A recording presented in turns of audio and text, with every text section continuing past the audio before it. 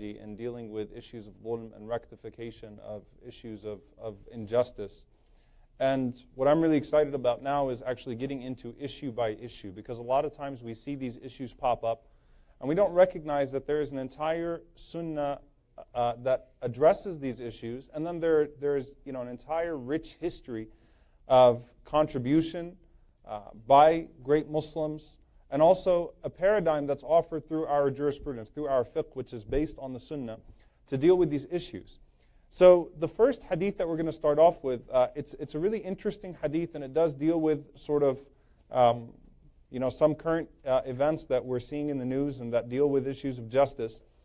And it's a hadith that's narrated by Uthman ibn Affan radiyallahu ta'ala anhu, that the Prophet sallallahu alaihi wasallam said, لَيْسَ لِإِبْنِ آدَمَ حَقٌّ فِي سِوَى هَذِهِ الْخِصَالِ. The Prophet sallallahu alaihi wasallam said that there are no rights that the son of Adam is more entitled to than these four rights. So he says there are no rights that the son of Adam is more entitled to than these four rights. And he says, sallallahu alaihi wasallam, Baytun yaskunu. The first thing is a shelter, a home that he can dwell in. Then he said, sallallahu alaihi wasallam, وَثَوْبٌ يُوَارِي عَوْرَتَهُ, and a garment that would cover his nakedness. Then he said, sallallahu alaihi wasallam, وَجِلْفُ الْخُبْزِ وَالْمَاءِ, and a loaf of bread, a piece of bread, and water. So he said four things, sallallahu alaihi wasallam, that the son of Adam is entitled to: a home to live in, a garment to cover his awra. Now the awra, as we know, are the things that are mandatory for a person to cover. Okay? So essentially the hijab for men and women, right? The things that Allah subhanahu wa ta'ala has made mandatory to cover for the men and for the women. For the men, that being between the navel and the knees. For the women, being that other than the hands and the face. And the Prophet ﷺ said, a piece of bread and water. And I want to first address, I'm going to give you guys a clue as to something that's really fascinating about this hadith. Who is the narrator of the hadith? Did anyone catch the narrator of the hadith? Uthman ibn Affan radiyallahu anhu. And there's a story that's famous about Uthman and water, right? Which we'll talk about inshallah ta'ala in this halaqah. But sometimes you don't notice the narrator of the hadith as you're going through it. But first and foremost, the language that the Prophet ﷺ uses in this hadith is really interesting, because Allah subhanahu wa ta'ala mentions something along these lines in the Quran, along the lines of entitlement to certain things, rights that are actually assigned to you by Allah subhanahu wa ta'ala that are actually tangible, physical rights. And Allah Azza wa Jal mentions, وَالَّذِينَ فِي أَمْوَالِهِمْ حَقٌّ مَعْلُومٌ لِلسَّائِلِ وَالْمَحْرُومِ. Allah subhanahu wa ta'ala mentions people of sadaqah, people of charity. And He says, and in their wealth there's an acknowledged right. حَقٌّ مَعْلُومٌ, an acknowledged right. لِلسَّائِلِ وَالْمَحْرُومِ, for the needy and the destitute. The sa'il is the one who asks. The mahroom is the one who's forbidden from asking for some reasons. Either it's self-imposed, that person has a form of iffah, a form of shyness, or that person is forbidden by law or by culture or society. But the point is that people understand that with the wealth that Allah subhanahu wa ta'ala has given to them, beyond money, their property, anything that they have, there is an assigned right, haqqun ma'loom, both for the one that will ask you, and it's upon the person who has to actually search for people in need, so that people do not have to ask for those rights to be fulfilled. They don't even have to ask for those needs.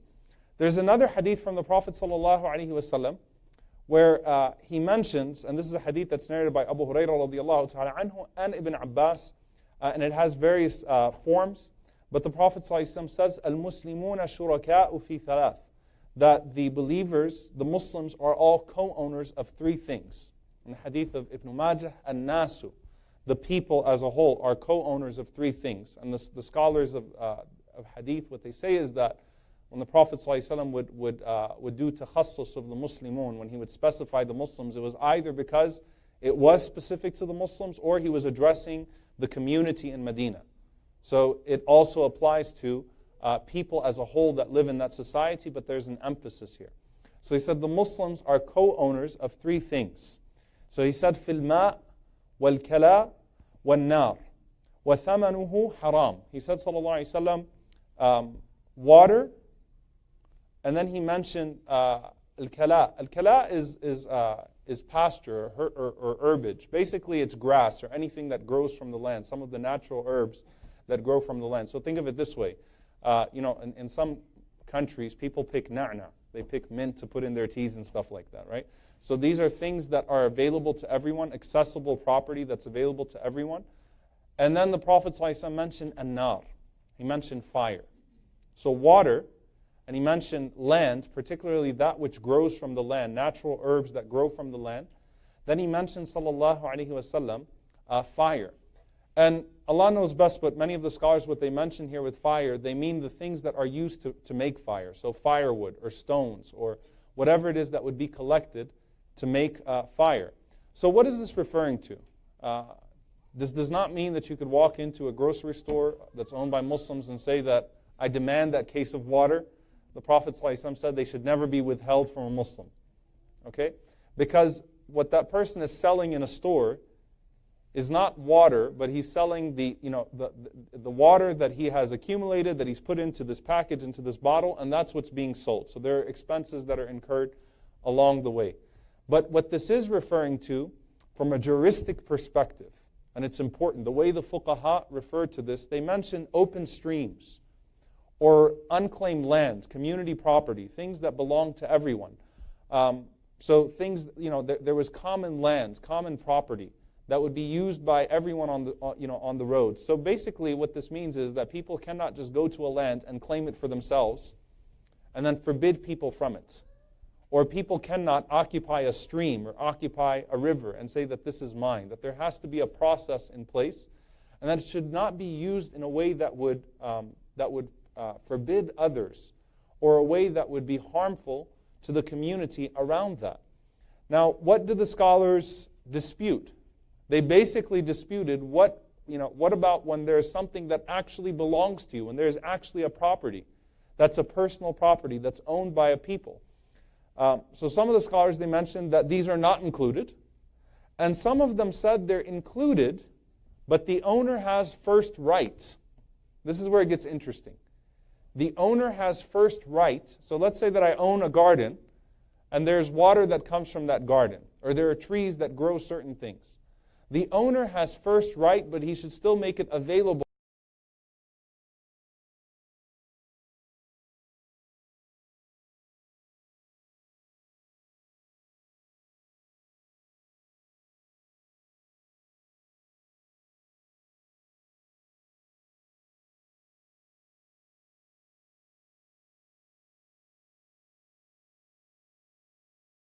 Allah subhanahu wa ta'ala mentions, إِنَّا بَلَوْنَاهُمْ كَمَا بَلَوْنَا أَصْحَابَ الْجَنَّةِ. Okay? Allah subhanahu wa ta'ala mentions the people of a garden, the selfish, entitled children of a generous landowner who used to make his garden available to the people, where they would come and they would pick fruit. And they would pick things and they would harvest from that garden. Allah gave him a lot, and so he used to provide to the people around him. And those people, the children, basically decided, you know what, let's go pick everything before the time that they traditionally come. Okay? So let's go get it during the nighttime. Let's go pick everything and leave nothing there, so that when the people come in the morning, they would find that everything's been taken. What did Allah subhanahu wa ta'ala do as a result? Allah destroyed their garden. Okay? There is also a very interesting hadith. Az-Zubayr radiallahu ta'ala anhu, and an Ansari man came to the Prophet ﷺ, and the Ansari man complained to the Prophet ﷺ that Az-Zubayr owned a stream that would naturally flow into he was his neighbor, that would naturally flow into his property as well, but Az-Zubayr radiallahu anhu blocked it off.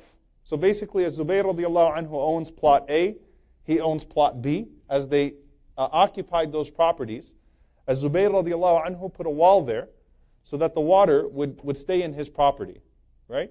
So the Ansari man came to the Prophet ﷺ to complain about Az-Zubayr radiallahu ta'ala anhu, and he said, let the water flow. Az-Zubayr radiallahu anhu said, it's my water, it's my garden, it's my water, so why should I let it flow? And then the Prophet ﷺ said, irrigate your land, O Zubayr, so let it do what you have to from that water, then let it flow. So take what you need from that water, but then let it flow to your neighbor. Well, guess what? The Ansari man wasn't satisfied. So he said to the Prophet ﷺ, you only did that because Zubayr is your cousin. So the Prophet ﷺ told the Zubayr, put the wall and let the water flow back to the other side of your garden.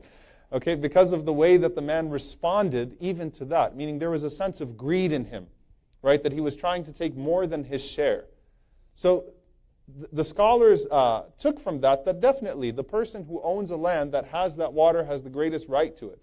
But at the same time, they should not restrict it to themselves.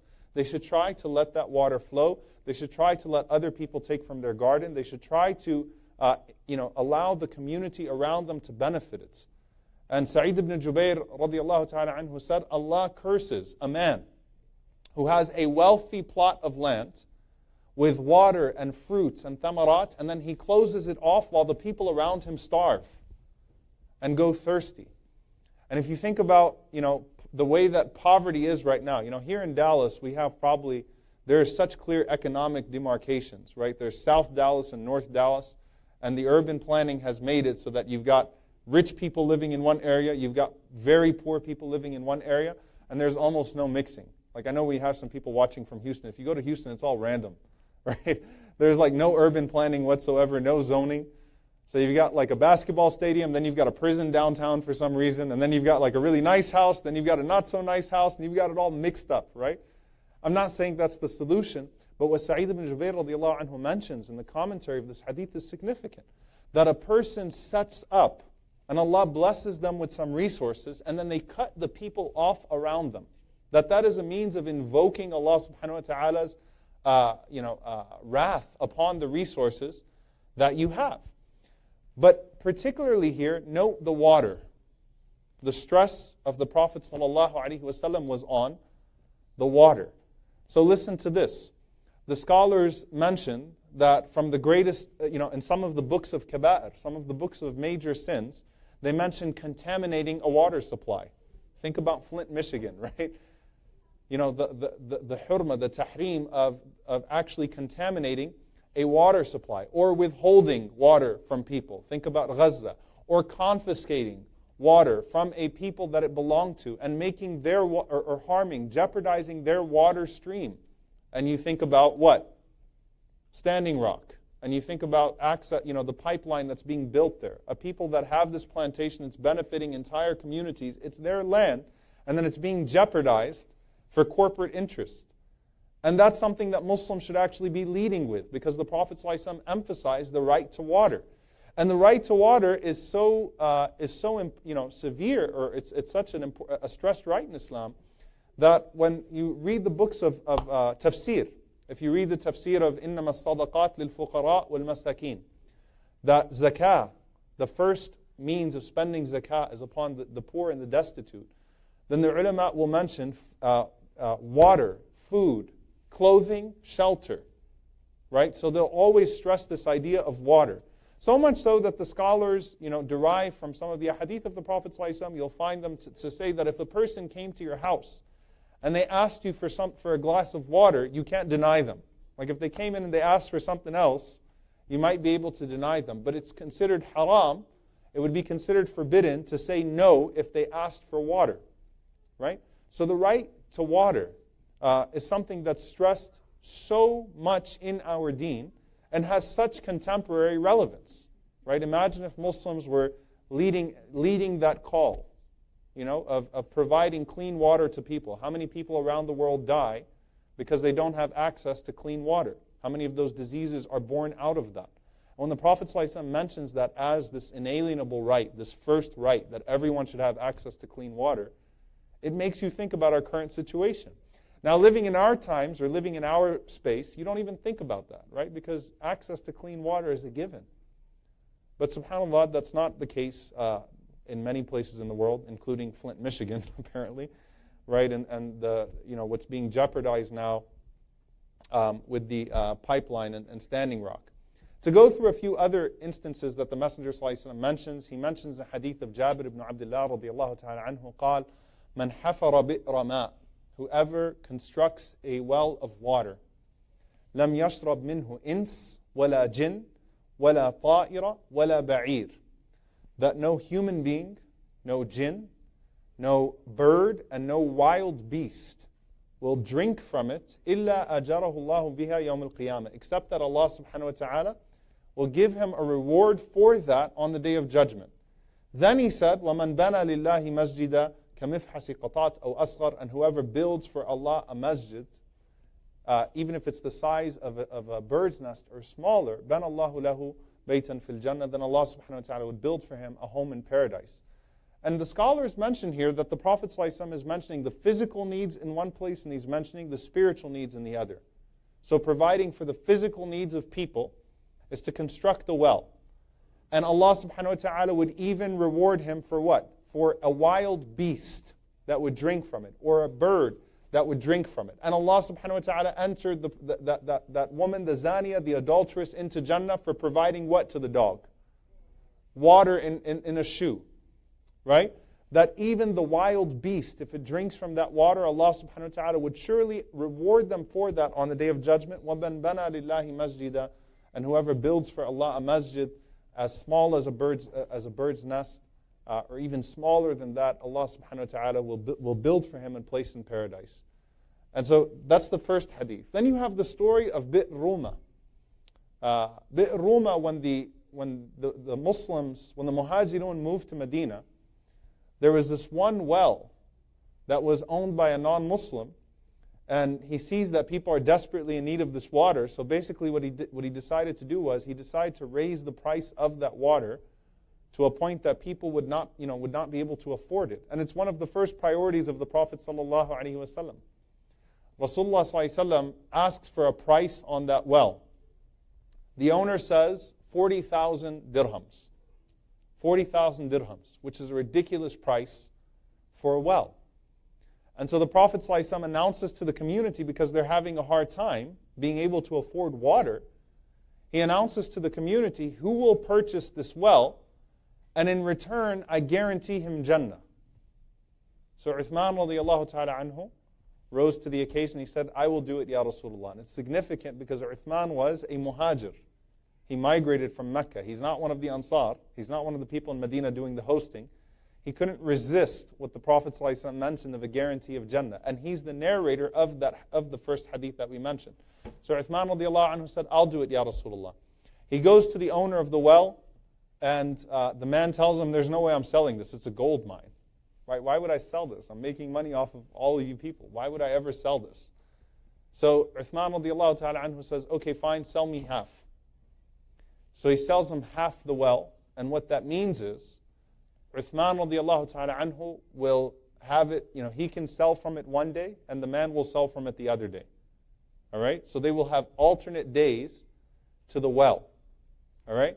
Because it doesn't make sense to cut the well in half. All right? Alternate days on the well. Okay? So what does Uthman radiallahu anhu do? He agrees. He buys half of it for 20,000 dirhams. Says, I'll give you 20,000 and we own it for a day. So basically what would happen is, on Uthman's day, he invited everyone in Medina to come take water for free. So Uthman radiallahu anhu just made it a waqf. He made it an endowment for the Muslims. He said, everyone come and take your water for free. So when that man's day would come, no one would purchase water from him. So he went back to Uthman and he said, okay, I'll sell you the other half for 20,000. Uthman radiallahu anhu said, no, 10. Because he understood that the man didn't need, that he couldn't demand that high price anymore. So he ended up getting it for 30,000 dirhams, and he made it a waqf for the community. And it's amazing because that waqf still exists. The well is still there. It has irrigated literally acres and acres and acres of palm trees and dates. It has provided from that waqf electricity for many people in Medina. It has from the bank account, there's still a bank account just from the waqf. What's generated from that endowment, it's over $500 million. Okay? Till today. So Uthman radiallahu anhu is still getting the reward from something he did 1,400 years ago, which was to purchase a simple well to provide water for the people. There were other wells in Medina, but that was a particular well, and the Prophet ﷺ guaranteed him Jannah for it, and subhanAllah, it's not the only time that he was guaranteed Jannah, and he is the narrator of the hadith. Okay? So let's look at some of the specifics of this hadith. All right? So I mentioned the first thing, there were 4 rights that the Prophet ﷺ mentioned. The first one was what? housing. Okay? Baytun yaskuna. A house that a person would live in. And there are many ahadith of the Prophet ﷺ doing just that. So we find a hadith, and it's just a teaser for a Friday khutbah, just so you can come to Jum'ah, because otherwise I know you weren't going to come to Jum'ah. You know? But this Friday khutbah will actually be about this hadith. I couldn't resist. There's a beautiful story behind it. The end of the hadith is that the Prophet ﷺ provides a home. He actually builds a home in the masjid for this woman, for this poor woman. Okay? So we also find that the Prophet ﷺ did this for an entire group of people. Who was that? What were they called? Ashabu Suffa, the people of Suffa. These were poor Sahaba that could not yet afford to have a home. They lived in the back of the masjid. Okay? And the Prophet ﷺ used to spend on them. He used to always call them to share in his food with him, alayhi salatu wassalam. Very beautiful story of Abu Hurairah radiallahu ta'ala anhu, where he mentions that he went out and he was so hungry one day that he asked Abu Bakr radiallahu ta'ala anhu a question about the Quran, knowing the answer, but he was hoping Abu Bakr would notice his hunger and invite him for food. So he asked him a question, Abu Bakr answered the question and went on. He said, then Omar came by and I asked him the question. I knew the answer, but I was just hoping he'd recognize how hungry I was. So I asked him the question, he answered, he didn't recognize, and he moved on. He said, then the Prophet ﷺ passed by, and he said, the Prophet ﷺ looked at me. He didn't even have to ask the Prophet ﷺ a question.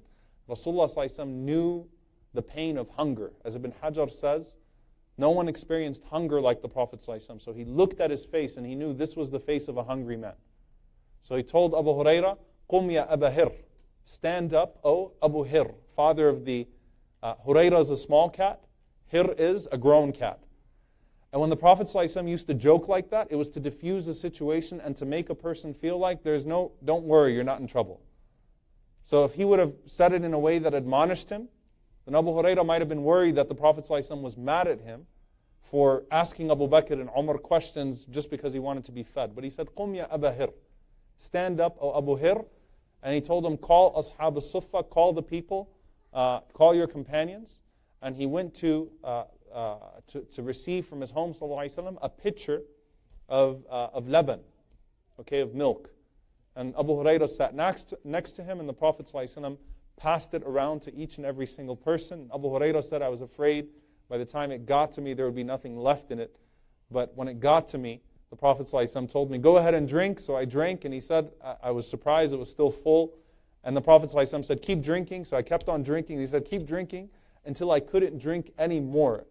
Right? And that was a miracle of the Prophet ﷺ, that this small pitcher of milk was filled in a way that it could fill all of these people that were around. So the Prophet ﷺ used to care for Ashab al-Suffa. He used to look out for them. Anytime a gift came to him or some food came to him, he'd call out to them and he would go and he would sit with them and he would eat with them. So imagine the beautiful scene. If you walk into the masjid of the Prophet ﷺ, that these were some of the most righteous and noble companions. And the Messenger ﷺ would go and he would sit with them and he would eat with them as well, alayhi salatu wasalam, and any gift that came to him, he would share it with them. So the entire concept of a suffah, okay, having this residence in the masjid. Also, when the Messenger ﷺ first migrated to Medina, what did he order the Ansar to do? Mu'akha, brotherhood. He made the tie of brotherhood between the people of Medina and the people of Mecca. Was that brotherhood just like from now on, say Assalamu alaikum, call on him, check on him, let him know how things... You know, that brotherhood was, they're going to move into your house. Imagine all of these Ansar had to take in people to live in their homes. Think about that. They're new converts. They don't really know much of the deen yet.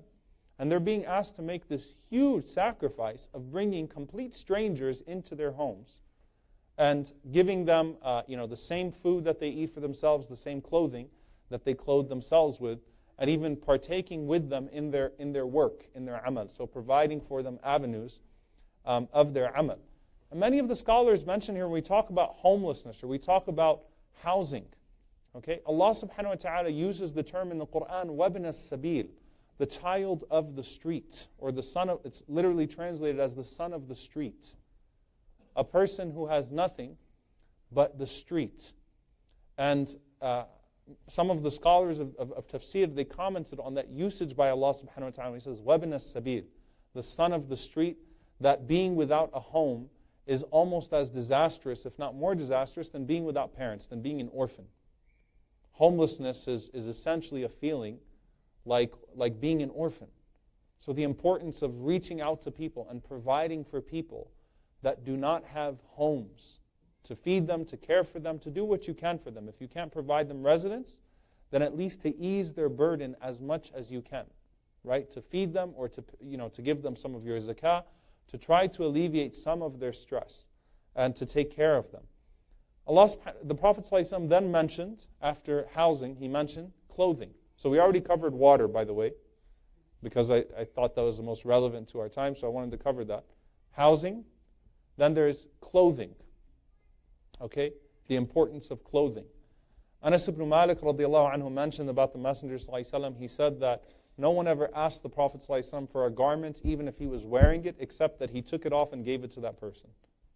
To the point that Anas radiallahu anhu mentions that one time I was walking with the Prophet ﷺ, and he was wearing a gift. It was a gift from Yemen, a cloak from Yemen. And there was a man that saw him, a poor man, and he grabbed it and he started to pull at it. And he started to choke the Prophet ﷺ with it. And he said, "A'tini mimma a'taq Allah." Give me from what Allah gave you. He said, I was shocked that the man had the audacity to do that to the Prophet ﷺ. What did he do though? He took it off ﷺ. Literally, he had no shirt on. He gave it to him. And then he told Anas, take him to Baytul Mal, take him to the treasury and give him some charity as well. He also mentioned the time that the Prophet ﷺ noticed a tribe that was passing by. This was a non-Muslim tribe. And they were wearing, some skins. Just something to cover them, some animal skins to cover them, but they barely had anything. And the Prophet ﷺ looked at them and he became very angry and upset. Not at them because of the way they were dressed, but at the people for not hastening to provide for them. So he commanded the community to go and start, giving your clothes and clothing them and providing for them. It upset the Prophet ﷺ to see them in that state. We also see this in the fiqh of captives, how the Messenger ﷺ dealt with captives, prisoners of war, that they would be clothed from the same clothing that you clothe yourselves. What did the scholars mention about this? They said that clothing, when people are outside in society, is the greatest signifier of social status. Right? If you're seeing someone out there and you know nothing about them, their clothing is an indication, usually, of their social status. Which is why in Hajj, what do? Ihram. Everyone is put into a clothing that does not distinguish them, because clothing is a sign of social status. All right? And it's very obvious. And the Prophet ﷺ didn't forbid people from dressing nice. He said, no, if Allah subhanahu wa ta'ala has blessed you, Allah subhanahu wa ta'ala likes to see His ni'mah on you, His blessing on you, just not without the boasting and the showing off. However, what did the Prophet ﷺ also order? That if you had a captive, the Prophet ﷺ said they have to wear the same clothes that you wear. So if you're going to be able to wear it, then everyone in your household, and even the captives, would have to wear those clothes as well. Hence the hadith of Abu Dharr, radiallahu anhu. If you remember a few weeks ago, we mentioned that he was walking with a slave, and he was wearing the exact same clothes as Abu Dharr, radiallahu ta'ala anhu. So he commands this breaking of clothing, distinguishing clothing. And we also see this when Allah subhanahu wa ta'ala mentions the reward for freeing slaves. The very next part of an ayah where Allah subhanahu wa ta'ala mentions freeing slaves is feeding and clothing the needy. And the scholars mentioned this connection. They said that for those that could not actually free a slave, they would be encouraged to clothe and feed the needy. So it comes in that order. So that if, the idea is that through Allah subhanahu wa ta'ala, you find that you are tasked with making that person's life easier. So if you can't completely free them, then the next thing is to feed and to clothe them. Obviously, when we break an oath as well, I know that you've probably been taught that you have to fast 3 days, and you can fast 3 days, but that's if you cannot feed or clothe 10 poor people. also in kafara, or in the fidya, right? Or in zakatul fitr. All of these different forms of charity that specify the importance of food and clothing. Okay? Food and clothing. So the Messenger ﷺ mentions these 4 things as being required of a person. And I'll give you guys this last story, and it's actually a historical example, subhanAllah, for all of us. How many of you have heard of Zubaydah, the wife of Harun al-Rashid? A very interesting woman, subhanAllah. Zubaydah bin Ja'far, the wife of Harun al-Rashid. Harun al-Rashid is one of the early khulafa in Islam, and he was a righteous man. He was someone that used to take counsel from the scholars. He was someone that used to have a lot of love for Imam Malik, rahimahullah ta'ala. And he was someone that spent a lot of money in the advancement of the ummah in different ways. Okay? His wife started something profound. Okay? She was known as being the most charitable woman that that generation had ever seen before. This woman, Zubaydah. And she started all of these traditions of hospitality. When anyone would come to Medina, when anyone would come to Mecca, when anyone would go to Iraq, she was known to be the woman that would take care of the people. And one of the things that she accomplished, which you can still find the traces of today in history, was she built this path all the way from Baghdad to Mecca. She built this huge path. And this road between Baghdad and Mecca was over 1,200 kilometers. So she develops an entire 1,200 kilometers of land, this path. Particularly because many people, when they used to do Hajj and they used to do Umrah, all right, they used to find it extremely difficult coming from that direction, going to Mecca, to keep up. They would get sick, they would fall ill, some of them would die on the way. It's a long journey, it's a difficult journey. And everyone coming from that region of Khorasan or what's now Kurdistan would all come from that road from Baghdad to Mecca. So she decides to embark on this project to develop that 1,200 kilometers to have this one singular road. And what does she engineer? She puts on that road, number one, she paves the entire way, okay, so that people can travel that road from Baghdad to Mecca. She set up on the way 40 stations. 40 stations. Throughout these 40 stations, you had shelters for the pilgrims, and you had shelters for those that were traveling. You had shelters for the animals, stables where you could place your animals. And then she built wells. Every 10 to 15 kilometers, there's a well to stop at and get water for yourself or for the animals that you're traveling with. She set up pools, all right? So a person could cool themselves off in some places. So it wasn't just wells. She put guest houses. She put over 50 masajid on this way, okay? She set up security posts, and then she put minarets, all right? Minarets throughout this entire way, and they would light fires in these minarets to keep that entire path lit, all right? This project in our modern day would have cost over, several $1 billion. This was, probably one of the most expensive projects in history. And when you're discussing social welfare, probably the most expensive project that we know of in that time frame. Okay? And it lasted for it was called the Road of Zubaydah. It lasted for over 1,000 years. So it was in full service for over 1,000 years. All right? It was only in the last 300 years that it's not in service as a route anymore, but even till now you can actually identify the path. Okay, and actually if you're in Hajj or you're in Umrah, if you have a really good guide, I'm not claiming to be that good guide, I do take a Hajj group, but it's hard to note it, you can actually still see that path. Some of you may remember in Mina, when you're in Mina Muzdalifah, there seems to be a path that's through the mountains. That's historically part of the road of Zubaydah. Okay? So subhanAllah, the reason why I mention this, obviously, is just to understand that this is part of our tradition. Right? It's deeply part of our tradition.